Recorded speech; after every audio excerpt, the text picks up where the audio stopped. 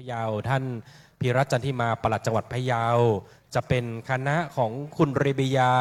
สุขเนรมิตนะครับจะยืนฝั่งทางด้านซ้ายมือนะครับเรียนเชิญในเวลานี้เลยครับครับขอเมตตาขอทางพระมหาเถระสักครู่หนึ่งนะครับสำหรับท่านที่จะยืนอยู่ด้านหลังของพระมหาเถระนะครับคณะของดร.ธนวรรณเยี่ยคุณสรินเยี่ยคุณรุ่งรวดีรุ่งโรจน์คุณธิตารีรักนรพลนะครับคณะของคุณรุจิพัฒน์อริยวรารมเดี๋ยวจะยืนอยู่ด้านหลังพระสงฆ์เราทุกท่านนะครับที่อยู่โดมฝั่งด้านซ้ายมือคณะปฏิบัติธรรมคณะญาติโยมเดี๋ยวเราไปยืนล้อมรอบตรงบริเวณจุดเททองหล่อได้เลยนะครับฝั่งทางด้านขวามือก็เช่นเดียวกันครับให้ไปยืนทางด้านขวามือตรงรถตู้ตรงรถยนต์ของพระสงฆ์ฝั่งทางด้านซ้ายมือนะครับก็ให้เราไปยืนล้อมรอบฝั่งทางด้านซ้ายรอบล้อมทั้ง4ทิศเลยนะครับเรียนเชิญท่านในเวลานี้ด้วยเลยวันนี้ถือว่าเป็นโอกาสดีนะครับทำบุญใหญ่3วัน3มหาบุญโดยเฉพาะอีกไม่กี่นาทีต่อจากนี้นะครับจะได้เป็นการประกอบพิธีเททองหล่อพระกสิติขันธ์มหาโพธิสัตว์สำหรับในการจุดเทียนบาทน้ำพระพุทธมนต์ผมขอเรียนเชิญท่านสมศักดิ์แก้วเสนานำท่านปลัดจังหวัดนำท่านในอำเภอทุกอำเภอนะครับที่ให้เกียรติมาร่วมในการประกอบพิธีจะได้อธิษฐานจุดเทียนบาทน้ำมนต์พระสงฆ์นั่งปรกอธิษฐานจิตทั้ง4ทิศนะครับขอเริ่มจากทิศทางด้านซ้ายมือของสถานที่ประกอบพิธีก่อนนะครับท่านสมศักดิ์แก้วเสนานำท่านปลัดจังหวัดพะเยานำท่านนายอำเภอทุกอำเภอนะครับท่านหัวหน้าส่วนราชการท่านไหนอยากจะมีส่วนร่วมขอได้กรุณามาจุดเทียนบาทน้ำพระพุทธมนต์พระสงฆ์นั่งปรกอธิษฐานจิตนะครับขอรัตนาพระสงฆ์ที่จะได้โปรดเมตตานั่งปรกอธิษฐานจิตขึ้นนั่งยังอาสนะสงฆ์นะครับ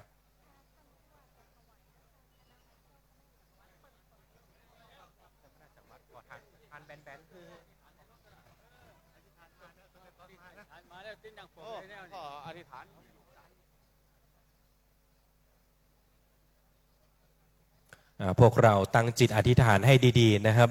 ในการประกอบพิธีเททองหล่อพระกสิติขันธ์มหาโพธิสัตว์เชื่อกันว่าพระกสิติขันธ์โพธิสัตว์เป็นพระโพธิสัตว์ซึ่งเป็นที่นับถือในศาสนาพุทธนิกายมหายานในภูมิภาคเอเชียตะวันออกมีรูปลักษณ์เป็นพระภิกษุมหายานนามของพระโพธิสัตว์องค์นี้อาจแปลได้ว่าขุมทรัพย์แห่งแผ่นดินคลังแห่งแผ่นดินบ่อเกิดแห่งแผ่นดินหรือคันของแผ่นดินผู้ที่ได้ร่วมอนุโมทนาก็จะได้เกิดไปเป็นเจ้าพระยามหากษัตริย์นะครับเกิดไปในสวรรค์ชั้นดาวดึงส์ขออนุโมทนาบุญกับทางเจ้าภาพขออนุโมทนาบุญนะครับโดยเฉพาะคุณพ่อวันชัยคุณแม่ปรุมพรรวมถึงครอบครัวที่ได้กรุณามาร่วมในการประกอบพิธีวันนี้โดยเฉพาะครอบครัววิชยชาครคุณแม่รับเป็นเจ้าภาพในการเททองหล่อพระกสิขันธ์มหา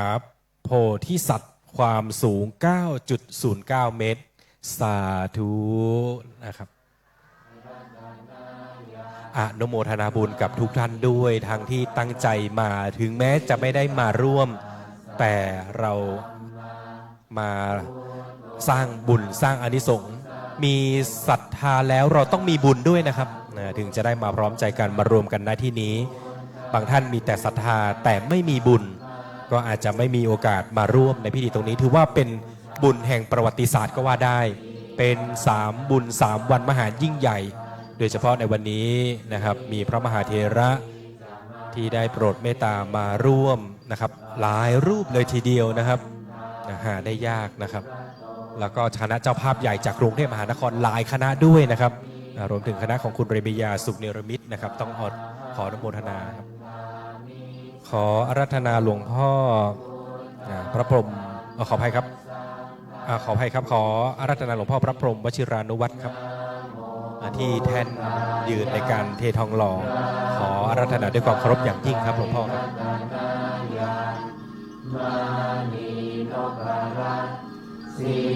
ในลำดับนี้นะครับท่านปลัดจังหวัดนำท่านนายอำเภอจุดเทียนปาดน้ำพระพุทธมนต์ที่พระสงฆ์นั่งปรกอธิษฐานจิตไปพร้อมๆกันด้วยเลยนะครับตอนนี้ได้เริ่มแล้วในการประกอบพิธีเททองหล่อพระกสิติขันธ์มหาโพธิสัตว์ขอบุญกุศลที่ท่านได้ตั้งใจทำในวันนี้จงส่งผลให้ท่านมีแต่ความสุขความเจริญมีอายุยืนยาวคิดหวังสิ่งใดไม่ว่าจะเป็นการงานการเงินการดำเนินชีวิตทุกสิ่งอย่างล้วนแล้วแต่จะประสบความสำเร็จขอให้ทุกท่านมั่งมีแต่คำว่ามีขึ้นไปเรื่อยๆความอดความยากอย่าได้บังเกิดอุปสรรคปัญหาใดๆอย่าได้มาค้ำกรายขอให้ทุกท่านมีแต่ความสุขความเจริญยิ่งขึ้นไปด้วยเถิดสาธุสาธุสาธุศีสาหัสสะสุธัมมาพุทโธธัมโมสังโฆยะถาพุทโธนะพุทธบูชาธัมมบูชาสังฆบูชาอาทิกานังวารังวันตังสีวาลีจามหาเถรังอาหังวันทามิทุระโตอาหังวันทามิกาตุโยตาหังวันทามิสัพพโสพุทธะธัมมัสสังฆะปุเชมินะโมพุทธายะพระพุทธไตรรัตนญาณมณีนพรัตน์ศีสาหัสสะสุธัมมาพุทโธธัมโมสังโฆยะถาพุทโธนะพุทธบูชาธัมมบูชาสังฆบูชาอาทิกานังวารังวันตังสีวาลีจามหาเถรังอาหังวันทามิทุระโตอาหังวันทามิกาตุโยตาหังวันทามิสัพพโสพุทธะธัมมัสสังฆะปุเชมินะโมพุทธายะพระพุทธ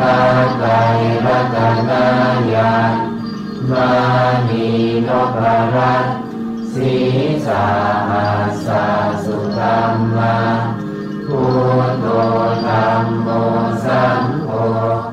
ยะถาพุทโธนะพุทธบูชาธัมมบูชาสังฆบูชาอาทิกานังวารังวันตังสี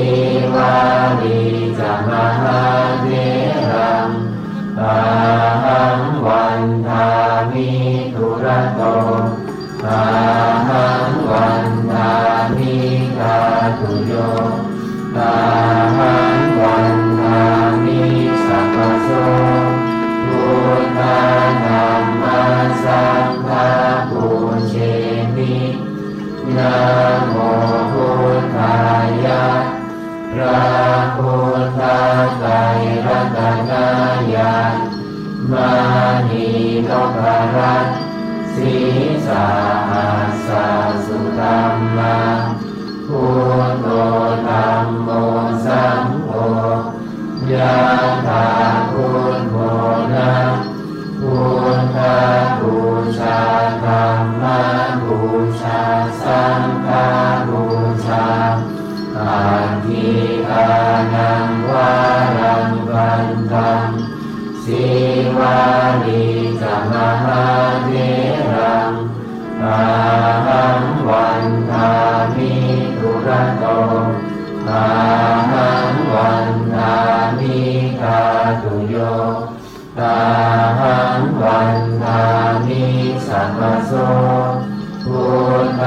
ธัมมาสังฆาปูเช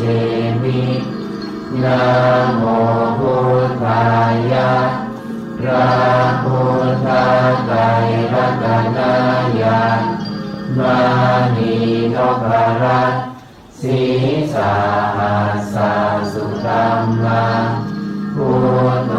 ธัมโมสังโฆยะถาพุทโธนะพุทธบูชาธัมมบูชาสังฆ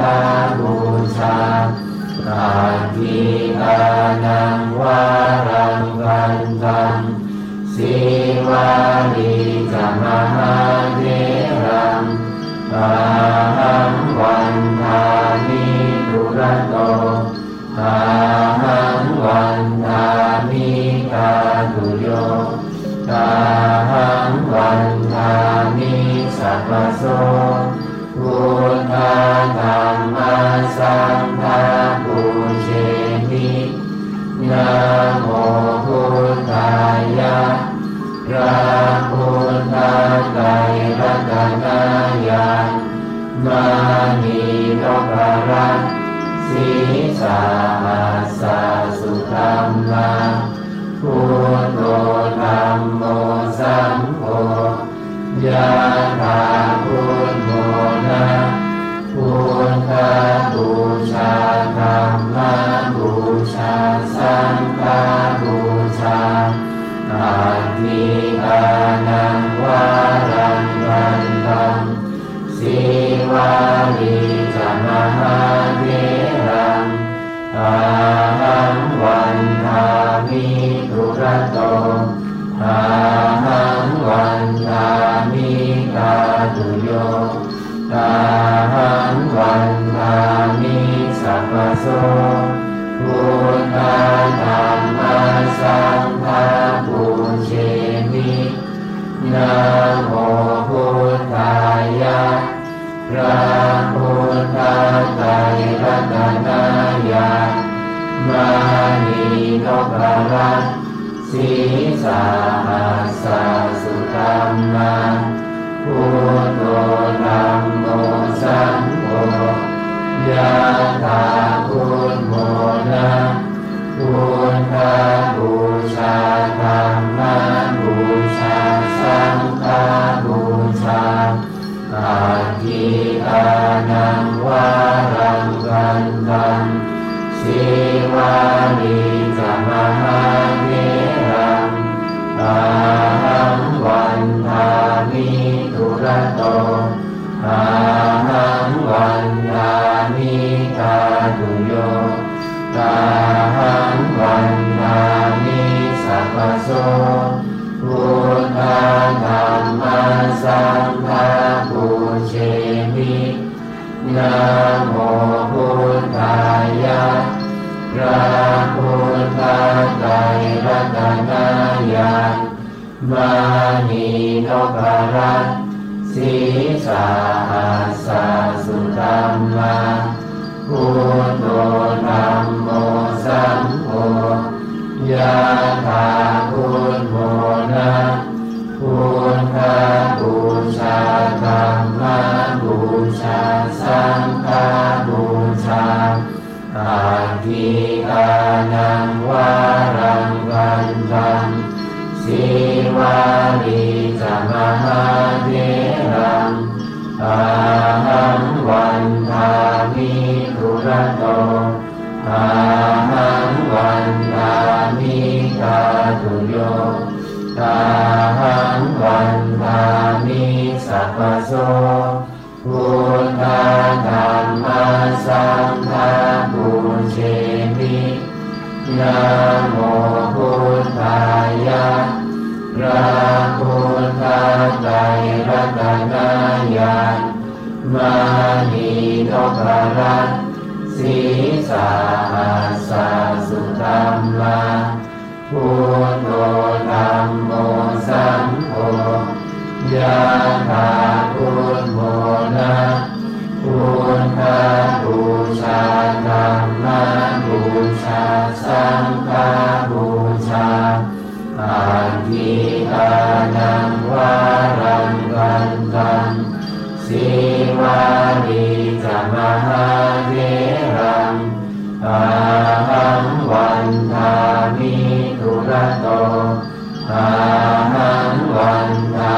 มิกาตุโยตาหังวันทามิสัพพโสพุทธธัมมาสังฆาปุเชมินะโมพุทธายะพระพุทธไตรรัตนายามานีนพรัตน์สีสาหัสสะสุธัมมาพุทโธธัมโมสังโฆยะถาพุทโมนะพุทธบูชาธัมม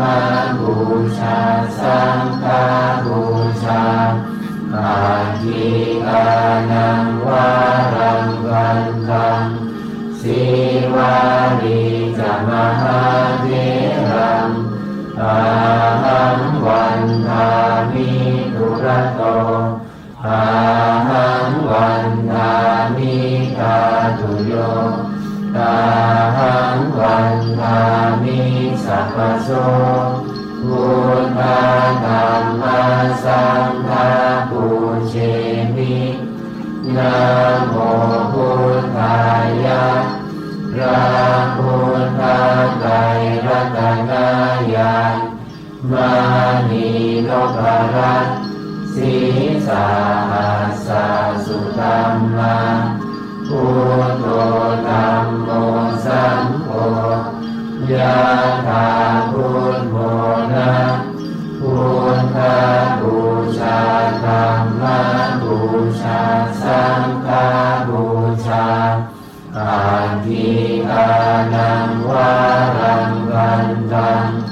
สีวารีจะมหาเถรังอาหังวันทามิทุระโตอาหังวันทามิกาตุโยตาหังวันทามิสัพพโสพุทธธัมมาสังฆาปุเชมินะโมพุทธายะพระพุทธไตรรัตนายามานีนพรัตน์สีสาหัสสะสุธัมมาพุทโธธัมโมสังโฆยะถาพุทโมนะพุทธบูชาธัมมบูชาสังฆบูชาอาทิอานังวารังวันตังสี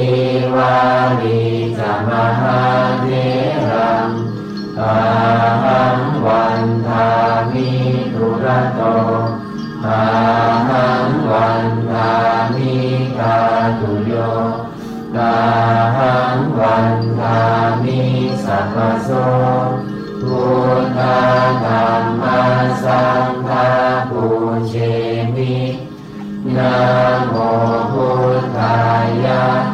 พระพุทธไตรรัตนายามา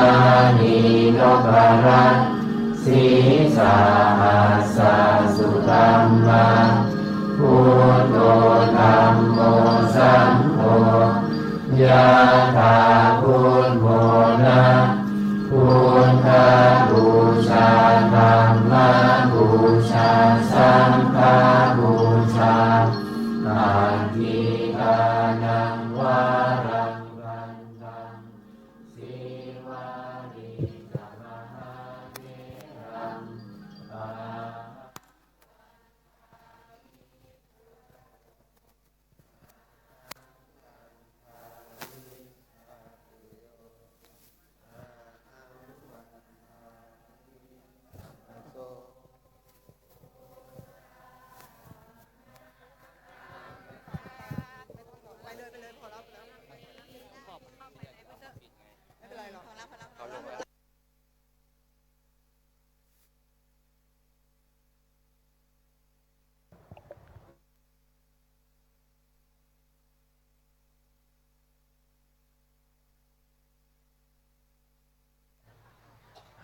ในขณะนี้นะครับการประกอบพิธี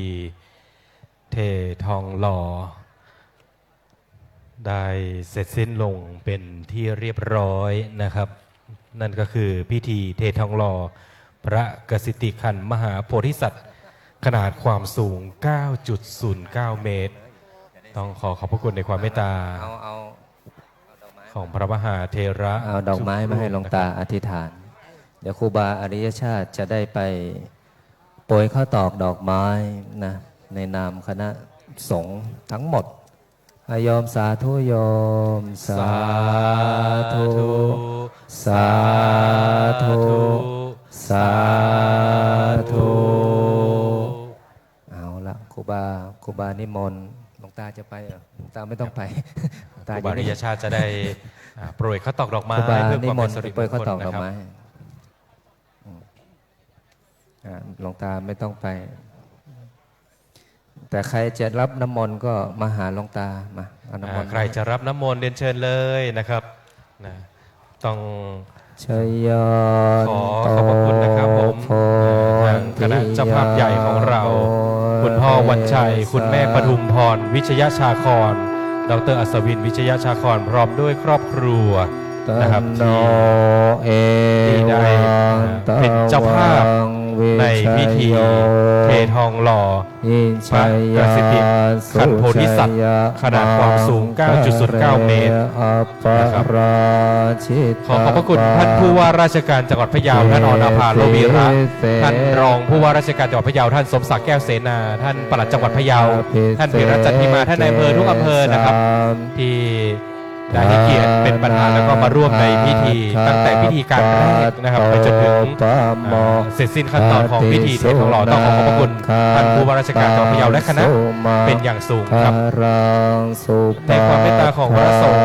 นะครับพระเดชพระคุณพระพรหมเสนาบดีกรรมการมหาเถรสมาคมที่ปรึกษาเจ้าคณะภาค 7เจ้าวาดวัดปทุมคงคาพระเดชพระคุณพระพรหมวชิรานุวัตรกรรมการมหาเถรสมาคมที่ปรึกษาเจ้าคณะภาค 3เจ้าวาดวัดประพิตรพิมุขนะครับพร้อมด้วยพระสงฆ์เถรานุเถระทุกรูปต้องขอขอบพระคุณในความเมตตานะครับยินังภากินามโนกรรมปณิทิเตปทากินาทานิการตวานารพันตันเหปะทักขิเนชยันโตมโห เดี๋ยวหลังจากนี้นะครับก็จะเป็น